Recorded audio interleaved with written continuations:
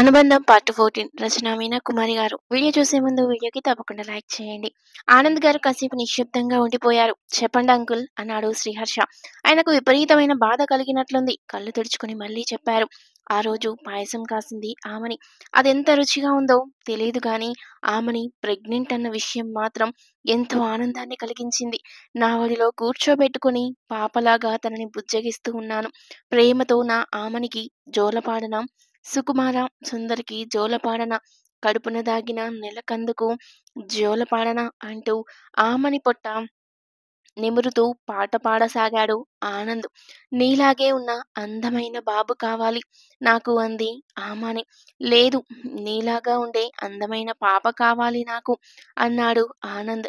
ఆమనికి పాయసం తినిపిస్తూ ఆనంద్ నవ్వుతూ ఆ ఆమని ఒక భార్యగా ఎంత సుఖపడాలో అంత సుఖపెట్టాలి నిన్ను. ఒక బిడ్డకు తల్లిగా అపురూపంగా చూసుకోవాలి నిన్ను. నీ కంట నీరు పడకుండా నీ ఒంటికి నొప్పి కలగకుండా అపురూపంగా శ్రీ నిన్నే నా పసిపాపలా చూసుకోవాలని నా ఆశ అంటూ ఆనందంగా అంటున్నాడు ఆనంద్. ఇంతలో ఆనంద్ వాళ్ళ మదర్ వచ్చారు. తను అమెరికన్, ఆనంద్ తండ్రి ఇండియన్. అందుకే ఆనంద్ వంటి కలర్ డిఫరెంట్ గా ఉంటుంది. ఢిల్లీ కాలేజీలో చదువుకున్న ఆనంద్ వాళ్ళ అమ్మా నాన్న ఒకరినొకరు ప్రేమించుకున్నారు.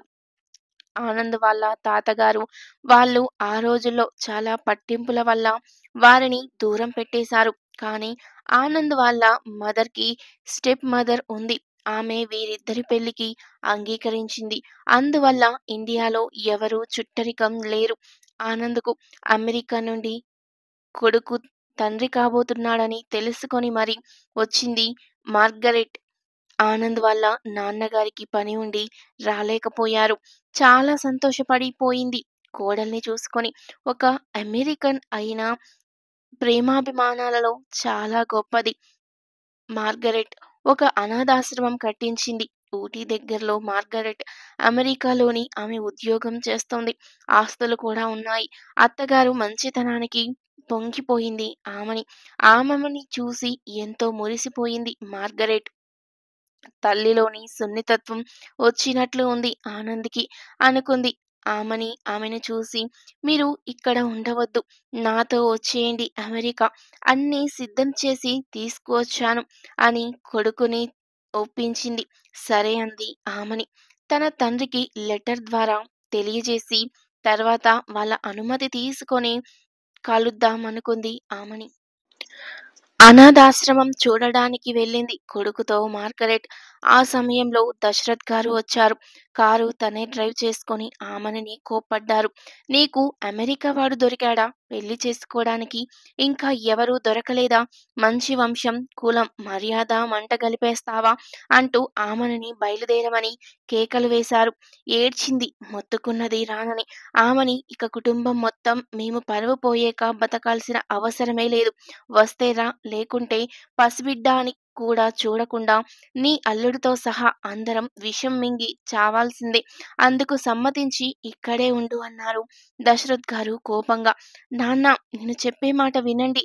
ఆనంద్ చాలా మంచివారు. మీరనుకునే డబ్బుకి తక్కువ వాళ్ళు కాదు. వాళ్ళు అది ఆమని ఏడుస్తూ వంశం, పరువు, ప్రతిష్ట అవి ఏవీ లేనప్పుడు ఎన్ని ఉన్నా అనవసరం. నీ మీదే అన్ని ఆశలు పెట్టుకున్నాం. ఆడపిల్ల అంటేనే మా పరువు. నువ్వు బరి తెగించిన తరువాత బ్రతకడం అనవసరం అంటూ చాలా కోపంగా చెప్పారు దశరథ్ గారు. తండ్రి ప్రేమను, తండ్రి మంచితనం, తండ్రి గొప్పతనాన్ని చూసిన ఆమని ఆశ్చర్యపోయింది. తండ్రి కోపాన్ని చూసి మంచి మనసుతో తండ్రి అంగీకరిస్తారనుకుంది. ఎంతో ప్రేమగా గారాబంగా చూసే తండ్రితో అంతకన్నా ఏమి చెప్పగలదు ఆ సున్నితమైన మనిషి? నాన్న, ఒక్కసారి ఆనంద్ని వాళ్ళ అమ్మని చూడండి, మీకే అర్థమవుతుంది.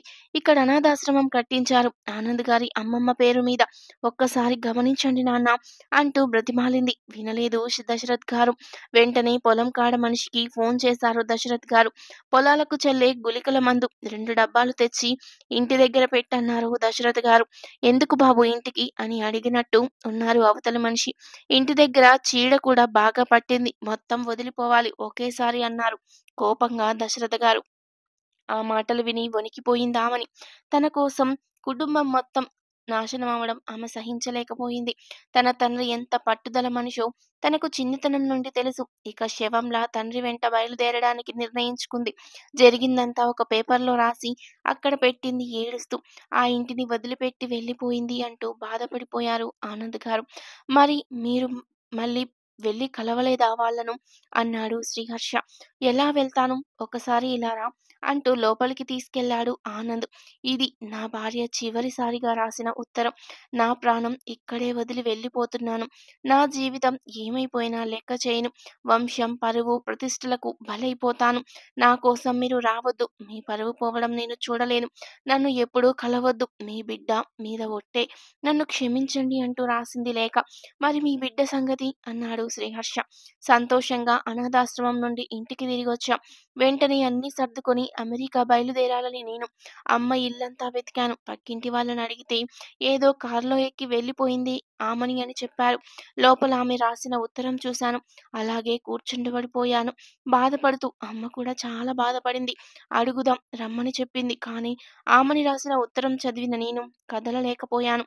ఏదైతే అదవుతుందని ఆమని వాళ్ళ ఇంటికి వెళ్ళి అడిగేయాలని బయలుదేరామనుకున్నాం. ఇంతలో మా నాన్నగారికి బాగోలేదని ఫోనొచ్చింది.